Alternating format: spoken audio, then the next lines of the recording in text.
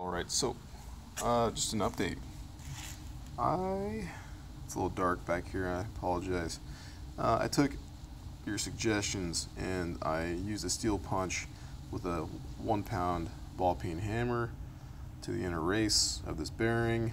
Sorry it's dark. Just lightly tapping on that. I also followed the service manual suggestion by tapping lightly on the end of this shaft, the crankshaft, with my dead blow, which is currently doubling as a stand, doing a fine job.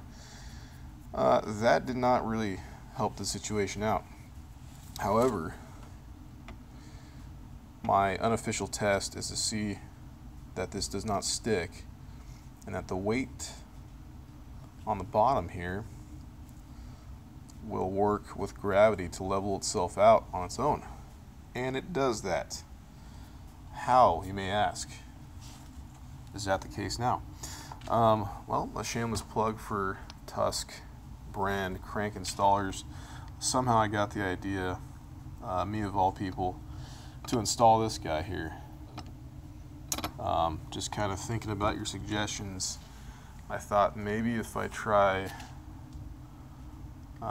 pulling that through slightly and just tightening down on it a little bit at a time, you know, maybe I'd get a little bit of a correction in here. And sure enough, I got the slightest little correction, just a little pop, barely detectable by sound and feel. And now that I've taken the tool off, checked its rotation, it seems to be acting as if, almost as if before I put the case up on there. So it's rotating smoothly. I feel very confident on that crankshaft right now. I'm almost ashamed that this is a dry fit. I gotta take these things back apart and do this again.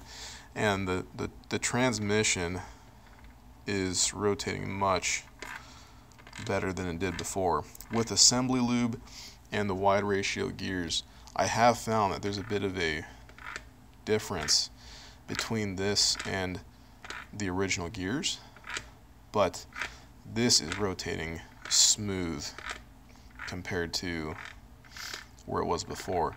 I feel confident on that as well. So if you're seeing a problem, like maybe this thing's supposed to just keep spinning after I rotate it, let me know. Other than that, I think it's a good day and I feel confident that I can do my final install now that I have all my test fitting and troubleshooting out of the way.